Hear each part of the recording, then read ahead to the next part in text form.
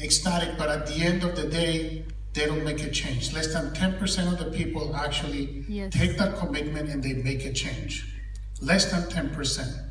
So we have incredible talent, we have amazing support, you have great leaders, we have a terrific business opportunity, we have a great product, we have a fantastic formula, and we have novelty. I've never seen in this industry somebody who took a product, educational packages, and married it to a cryptocurrency. It's never been done. That is the genius in what we're doing. And that is why you see this company growing so fast.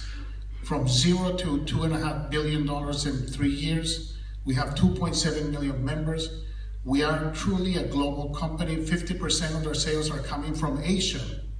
Europe is growing also. It's interesting, we don't talk about this, but Europe is growing faster than China. Wow. Isn't that amazing? We talk about China being the biggest market. Second, Japan is growing faster than Europe and China. And I do predict that Japan one day will be probably our biggest market because they understand the concept. Japanese truly understand the concept of cryptocurrency, and the government is very open to it. So the regulators have tremendous job they have done in Japan. But we're just starting in Japan. So rather than give you a lengthy speech of why you should be here, how great this company is, you already know that. You've already been through lots of different meetings where we talk about that. You've been through training meetings. And in the future, I'm going to be doing myself more of the training. So what are we doing? You know, people ask me, what is it that I aspire to be in this company? And when I met Dr. Ruja, I said to her, what we want to do is in many ways build the structure behind this company that we didn't do in the first 3 years because we were too busy building the network. Because eventually you get a certain size, you gotta have rigor, discipline, and structure to run an enterprise this big. And I talked a little bit about it. You know, our copyrights have to be protected. I don't want somebody coming in, you know, I see our logo here, OneLife doesn't have the little R for register. We think that that's a minor thing. It's not a minor thing. Because anybody can go out there and copy it and take it and decide that they want to name their company OneLife. It's all about having the right training programs. We have multiple PowerPoint presentations on training, but there is not one single program that you can take everyone from the beginning to end, the beginning of their life as a member. How do you get to be a diamond? It's all by going to meetings and, you know, contact with our leaders and our diamonds and by osmosis, as I call it.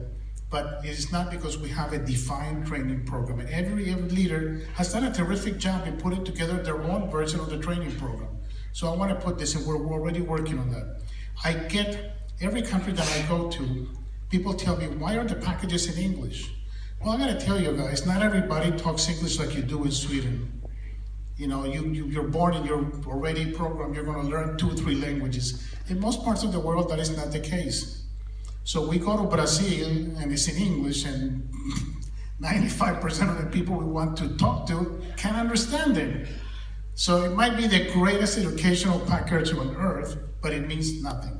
So we're quickly translating all of that into the key languages, into Mandarin, Spanish, we're going to do it in French.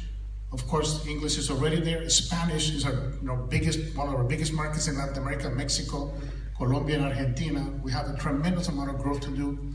And the investment in doing that is so small compared to the amount of money that we bring in. So, but that is going to change the way we can go about it. We're going to do it in Vietnamese. You know, our package is not in Vietnamese. You know, people have to go and learn English before they can learn about OneLife. And as we already know, that's a tough thing to do. So anyways, first of all, I wanted to thank you because all of you are achievers. You made it to this room. You made it over here. You made that commitment to come to this meeting and listen to us. And I want to thank Udo. Great presentation this morning. And everyone else, you've done a tremendous job in inspiring people and getting this opportunity to be a real opportunity for us to go out there and deliver. And so my suggestion to you is to continue to do what you're doing. You're doing incredibly well. My job is to pave the road, is to take away all the obstacles you have for you to achieve success. And that's what I'm trying to do. And I also know, for example, we have challenges with our customer service. We're working on that. We're going to be opening something called Leadership Development Centers. We have one in Hong Kong, and I don't know how many of you have visited our Hong Kong office, but we train over 100 people every single day, 6 days a week. And Chinese, they fly from China, from the mainland to Hong Kong. And then they stay at a hotel, they come and they see us for 1 day. We have a huge room, we have computers, we have professional trainers who know every little detail about the back office, who knows how to register members. The other thing that we're going to do is we're going to move part of our customer service operations where we do the registrations in Sofia, and we're going to move them to Hong Kong. So it's kind of doesn't make sense to you do, probably 1 million registrations from Chinese members, and you do them in Sofia where most people cannot speak Mandarin.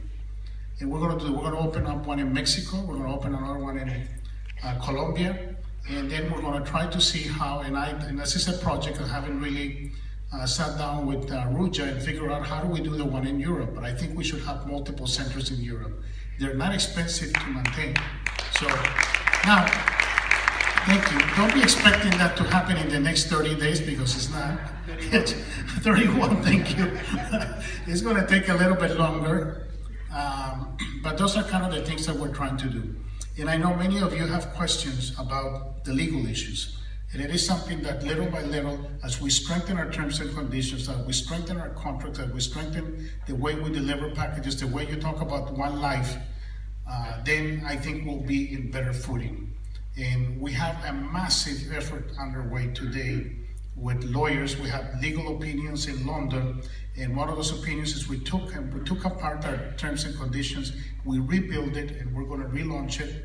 Another one is having a compliance department. We're going to get tougher with people who actually do not follow all the terms and the rules, because we have to be, every company this size has to have some rigor, discipline, and structure.